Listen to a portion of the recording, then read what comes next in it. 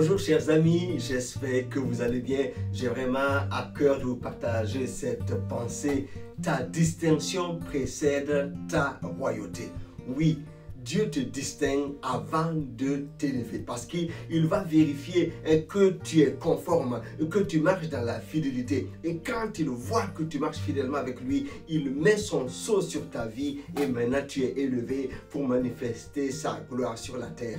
Je te parle d'un homme pour faire suite à ce que nous avons dit la semaine dernière. Il s'appelle Mardoché. C'est lui qui a amené Esther à la royauté. Cet homme est resté fidèle même quand Esther est devenue reine. Il était là à la porte de la cour du roi pour s'assurer toujours que Esther va bien et pour lui donner les conseils nécessaires. Pendant qu'il était devant la porte, il a déjoué un coup d'état et qui devait détruire la royauté. Et malgré cela, il n'avait pas été récompensé. Pendant qu'il était toujours là, servant fidèlement Esther et son Dieu, il ne plaisait pas à tout le monde. Le premier ministre de cette époque, qui s'appelait Aman, en voulait à Mardoché et par lui tout le peuple juif qu'il voulait détruire. Mais c'est sans compter que Dieu est assis sur son trône. Parce que Aman avait même fait dresser une potence en voulant demander au roi la tête de Mardoché.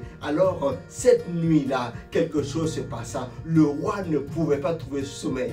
En fouillant les archives, on se rend compte que Mardoché avait fait un bien au roi, mais n'avait pas été distingué. Donc, le lendemain, alors que Aman vient demander la tête de Mardoché, qu'est-ce qui se passe? Il doit promener Mardoché dans la ville pour crier devant lui: voici un homme que le roi veut honorer. Mais Mardoché devait être revêtu d'un vêtement royal, d'une couronne royale et monté sur le cheval du roi. Il a été distingué dans toute la ville, mais cela ne faisait que montrer ce qui allait arriver. Parce que les jours qui ont suivi ont montré que Dieu est sur son trône et Dieu est intervenu. Parce que Mardoché a été élevé à la place de Aman, celui qui a pris la deuxième place dans ce grand empire-là. C'est Dieu qui l'a voulu ainsi. Mais après avoir vu que cet homme devait être à cette place parce qu'il était fidèle, cet homme a été distingué dans le lieu céleste